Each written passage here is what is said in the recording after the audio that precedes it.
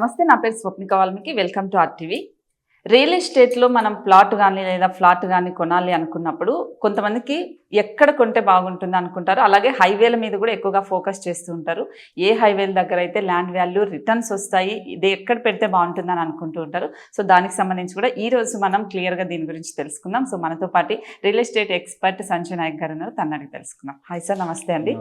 So నాకు కూడా doubt ఉంది ఖచ్చితంగా ఇది. సో హైవేలు అంటే ప్రతి హైవే దగ్గర ఒకటే వాల్యూ ఉంటుందని అనుకుంటూ ఉంటారు. సో ప్రతి హైవే దగ్గర మనం ఏదన్నా ల్యాండ్ కొన్నప్పుడు ఒకటే రిటర్న్స్ వస్తాయా, లేకపోతే దాంట్లో కూడా ఏమైనా డిఫరెన్సెస్ ఉంటాయంటారా? 100%. ఒకటేంటంటే ప్రాపర్టీలో ఇన్వెస్ట్మెంట్ చేయడం అన్నది అన్నిటికంటే బెస్ట్. అందరు కూడా ఏంటంటే ఇలా ప్రతి ఒక్కరి దగ్గర డబ్బు ఉంది, ప్రాపర్టీలో ఇన్వెస్ట్మెంట్ చేయాలనుకుంటున్నారు.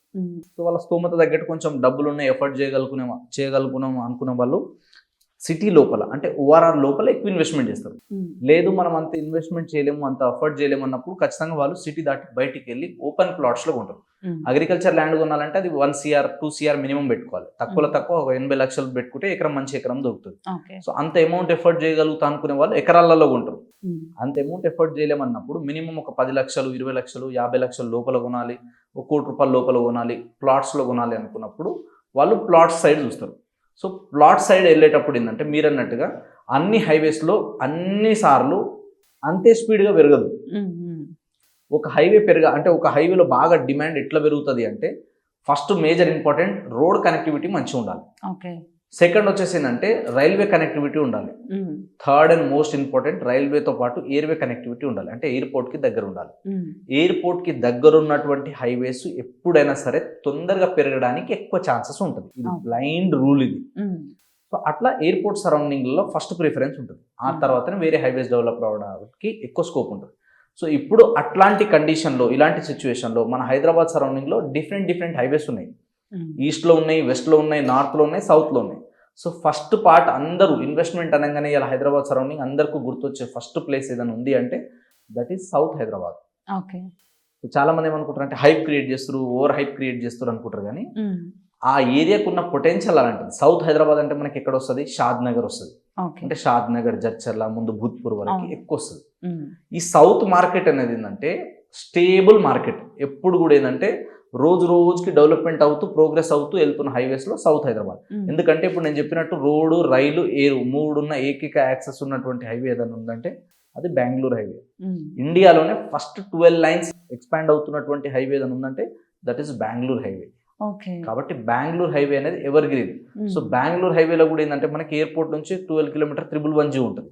ఈ 111 దాటిన తర్వాత తిమ్మాపూర్ నుంచి కొత్తూరు నుంచి నందిగామ నుంచి షాద్ నగర్ దాటిన తర్వాత రాయికల్, బూర్గుల, బాలానగర్, రాజాపూర్, పోలేపల్లి దాటిన తర్వాత మాచారం దాటిన తర్వాత అగైన్ జడ్చర్ల.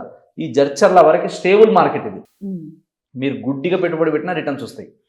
సో ఇంకొకటి ఏంటంటే మనం ఒక ఏరియాలో కొనేటప్పుడు ఓన్లీ హైవేని బేస్ చేసుకొని అసలు కొనొద్దు. హైవేకి ఉంది ప్రాజెక్టు లేదా హైవేకి ఉన్నంత మాత్రాన రేట్లు పెరుగుతాయంటే పెరుగుతాయి. హైవేతో పాటు జంక్షన్లకు దగ్గర ఉండాలి, అంటే 4 రోడ్లు కలిసి దగ్గర ఉండాలి. ఈస్ట్ నుంచి, వెస్ట్ నుంచి, నార్త్ నుంచి, సౌత్ వచ్చి ఇక్కడ ఆగుతారు, ఇది ఒక జంక్షన్ అవుతుంది అనేటట్టు చూసుకోవాలి. ఆ జంక్షన్ నుంచి 5 కిలోమీటర్ రేడియస్ లోపల వెళ్ళి ఇన్వెస్ట్మెంట్ చేయాలి. కొందరు 20 కిలోమీటర్లు కూడా వెళ్తారు, వెళ్ళొచ్చు, తక్కువలో ఉంటాయి. కానీ ఆ రోడ్ పెద్దగా ఉండాలి, ఆ రోడ్ మీద నుంచి మినిమం బస్సులు వెళ్ళేటట్టు ఉండాలి. అప్పుడు అది గ్రో అవడానికి ఛాన్సెస్ ఉంటుంది. సెకండ్ ఇంకోటి ఏం గుర్తుపెట్టుకోవాలి, హైవేకి దగ్గర కాదు, కనెక్షన్ అంటే జంక్షన్ కి దగ్గర ఉండాలి. సెకండ్ వచ్చేసి ఏంటంటే మనకి ఒక మున్సిపాలిటీ లిమిట్స్ లో ఉండాలి, లేదా మున్సిపాలిటీకి దగ్గర ఉండాలి. అంటే అరౌండ్ ఒక 5 kilometre distance first preference is the best option. 5 కిలోమీటర్లు, మరి 10 కిలోమీటర్లు 20 కిలోమీటర్లు కూడా లోపలికి వెళ్ళి కొంటా ఉంటారు ఏదో చిన్న రోడ్లకి. అవి అంత ఫాస్ట్ గా అప్రిషియేషన్ రావు. కాబట్టి ఇది ఒకటి గుర్తుంచుకోవాలి. దీని తర్వాత ఇంకొకటి ఏం చూడాలి మనం అంటే ప్రాపర్టీ కొనేటప్పుడు ఆ ఏరియాలో ఏమన్నా ఎంప్లాయ్మెంట్ ఆపర్చునిటీ ఉన్నాయా లేదా అన్నది చూడాలి.